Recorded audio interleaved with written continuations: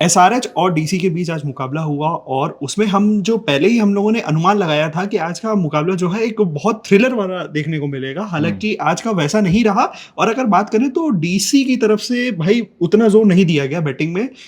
SRH ने फिर bowling पे काम करा है और बॉलिंग के दम पर ही हम कह सकते हैं कि मुकाबला जीत करके भी लेकर के गए हैं। कैसा लगा आज का मुकाबला? आज का मुकाबला बहुत अच्छा रहा है और जिस तरीके से अभिषेक ने शुरुआत की, पहले बैटिंग में चौके छक्के लगाए, उसी तरीके से कुछ बॉलिंग में भी देखने को मिला।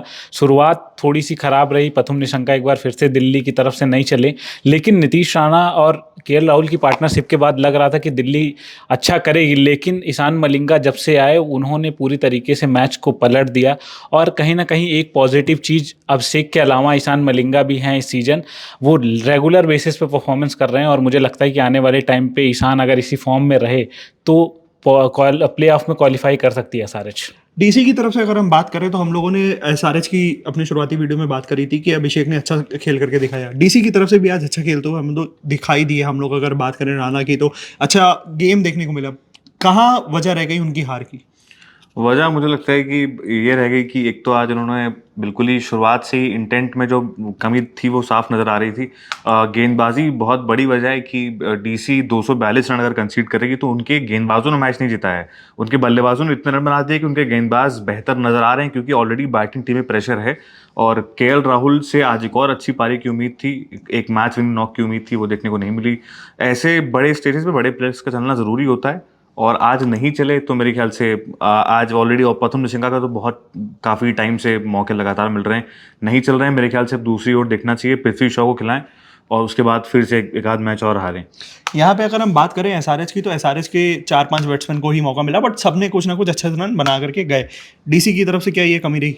डीसी की तरफ से यही रेगुलर कमी देखने को मिल रही है। जो भी अभी तक मुकाबले देखें तो उनका तीसरे नंबर का बैट्समैन है वो तो हर बार सफल हो रहा है। कभी नीतीश राणा खेल रहे हैं, कभी करुण नायर खेल रहे हैं, कभी समीर रजवी खेल रहे हैं। तो कहीं ना कहीं उनकी जो बैटिंग है वो एकदम अजीब तरीके से नज़र आ रही। पहले 2 मुकाबले समीर रजवी ने अकेले के दम पे जिताए थे। तो कहीं ना कहीं केएल राहुल भी जैसे बात की फॉर्म में नहीं नज़र आ रहे हैं, प्रथम निशंका भी फॉर्म में नहीं है। तो कहीं ना कहीं बैटिंग काफ़ी ज़्यादा वीक हो गई है और आज के मैच में तो दिल्ली ने अपनी बॉलिंग भी वीक कर ली। आकिब नबी जो टीम का हिस्सा थे उनको हटाकर आशुतोष को लेकर आए, तो कहीं ना कहीं बैटिंग को स्ट्रेंथ करने के चक्कर में अपनी बॉलिंग वीक कर ली और 242 रन जो है कंसीड हुए। इसी वजह से मुझे लगता है थोड़ा बॉलिंग पे भी उनको काम करना होगा। लेकिन आज नीतीश रेड्डी की बैटिंग नहीं है, लेकिन 50 आज मार दिया उन्होंने, 57 रन खा लिए। कोशिश पूरी उन्होंने करी डीसी मैच थोड़ा थ्रिलर बना दे। नीतीश राणा ने भी सेम यही किया कि जितने रन बॉलिंग में खर्च किए उतने रन ही बनाऊंगा, उसके बाद चला जाऊंगा। ब्रेक इवन पॉइंट पे चल रहे हैं वो। उन्हीं की वजह से हम कह सकते हैं कि ये मैच यहाँ तक पहुंचे, वरना ये मैच और भी पहले खत्म हो सकता था।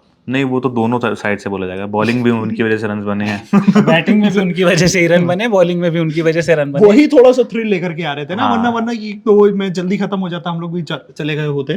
थोड़ा सा वो बैटिंग के साथ थ्रिल वैसे भी कर देते चले गए होते। भाई को घर जाना है थोड़ा सा जल्दी, लेकिन दिल्ली वालों ने मैच नहीं खत्म किया। यहाँ पे अगर बात करते हैं दिल्ली की, तो दिल्ली में अगर हम कहें तो क्या अक्षर पटेल की कैप्टनसी भी उतनी दमदार नजर नहीं आ रही है जो कमी केकेआर की तरफ से भी देखने को मिल रही थी। मुझे लगता है पिछले सीजन भी उनकी कप्तानी पे काफ़ी सवाल खड़े हुए थे और इस मैच में भी कप्तानी पे सवाल हुए, क्योंकि कुलदीप यादव जो आपके मेन बॉलर हैं, आप उनसे 2 ओवर फिकवा रहे हैं, भले वो रन खा रहे हैं, लेकिन मुझे लगता है कि नीतीश राणा जो पार्ट टाइमर है उनसे आप 4 ओवर फिकवा देते हैं, लेकिन जो आपका मेन बॉलर है उससे केवल 2 ओवर, और खुद भी कैप्टन 2 ओवर फेंकना है। तो मुझे लगता है कि कैप्टनसी पे उनके सवाल है, जिसकी वजह से समझ में आ रहा है दिल्ली की जो हालत है वो और भी बुरी हो सकती है अगर उनकी कैप्टनसी। इतनी मजबूत टीम होने के बाद भी अगर इस तरह की परफॉर्मेंस आ रही है तो कहीं ना कहीं कप्तानी में तो कमी है ही। प्लेयर एज अ प्लेयर अक्षर पटेल बहुत ज़बरदस्त खिलाड़ी हैं, हरफन मौला खिलाड़ी हैं, लेकिन कप्तानी मेरे ख्याल से आपके पास अगर केएल राहुल बैठे हुए हैं तो एक बेहतर कप्तानी का विकल्प केएल राहुल हैं। और उसके अलावा ऐसा भी नहीं कि आपके पास इतने भतेरे आपके पास बैटर्स पड़े हुए हैं, अभी स्टार्क नहीं आए तब इस तरीके से परफॉर्मेंस आ रही है। तो टीम बहुत मजबूत है, एक अच्छे कप्तान की जरूरत है, लीडरशिप एसआरएच का कहने क्या कि यहाँ से कमबैक होना शुरू हो गया। अभी पैट कमिंस ने ज्वाइन नहीं करा है, हालांकि वो जल्दी ज्वाइन भी कर सकते हैं, बट क्या लग रहा है कि अब एसआरएच कमबैक कर लेगी? मुझे लग रहा है एसआरएच कमबैक कर सकती है और आज दिखे भी पैट कमिंस बैठे हुए थे, डेनियल विटोरी के साथ डिस्कशन भी उनका चल रहा था, तो हो सकता है कि 1-2 मैच के बाद वो खेलते हुए नजर आएंगे। और जिस तरीके से बॉलिंग कर रही है परफॉर्मेंस उनकी, चाहे चाहे साकिब की बात करें, चाहे ईशान मलिंगा की बात करें, और उसमें अगर पैट कमिंस का नाम भी जुड़ जाता है, आज दिलशान मधुशंका भी खेल रहे थे, तो उनके आने से बॉलिंग काफ़ी अच्छी नज़र आ रही है। जैसे रन्स की बात करें तो सारी टीमें इस सीज़न देखें तो रन्स खा रहे हैं, ऐसा नहीं है कि पंजाब हो चाहे जो भी टीम उठाकर देखेंगे 200-220 रन बन रहे हैं, ऐसा नहीं है। तो मुझे लगता है कि पैट कमिंस के आने से एसआरएच की बॉलिंग और मजबूत हो जाएगी। अभी तो 4 मुकाबले जीते हैं और उनको 4 मुकाबले ही जीतने हैं अगर क्वालिफाई करना है तो। यहाँ पे आपको क्या लगता है लव कि क्या पैट कमिंस के आने से और एसआरएच स्ट्रांग होने वाली है? मुझे लगता है कि पैट कमिंस के आने से ऐसा कुछ बहुत बड़ा इम्पैक्ट नहीं पड़ेगा, और कप्तानी ईशान किशन अच्छी कर रहे हैं, पैट कमिंस भी कुछ बहुत अलग नहीं कर देंगे आके। एक ओवरसीज का स्लॉट जो आज मधुशंका और ईशान मलिंगा के आने से एक अच्छी बॉलिंग नजर आई है, वो मेरे ख्याल से एक ओवरसीज स्लॉट चला जाएगा। आपको या तो मधुशंका बैठाएंगे या तो ईशान मलिंगा बैठाएंगे। मेरे ख्याल से मधुशंका को ही बाहर बैठाएंगे। मधुशंका एनी डे T20 में पैट कमिंस से बेहतर बॉलर हैं, क्योंकि PAT Cummins over the period of time आप देखिए लास्ट 3-4 सीजन्स में बहुत महंगे साबित हुए। इकॉनमी 10 के आसपास रहती है। अब आप जहां भी हैं वहीं से खबर भेज सकते हैं। आपके आसपास कुछ घट रहा है या कोई खास बात, तो बस अपना मोबाइल उठाइए और फिर न्यूज़ के ऐप पर शेयर कर दीजिए।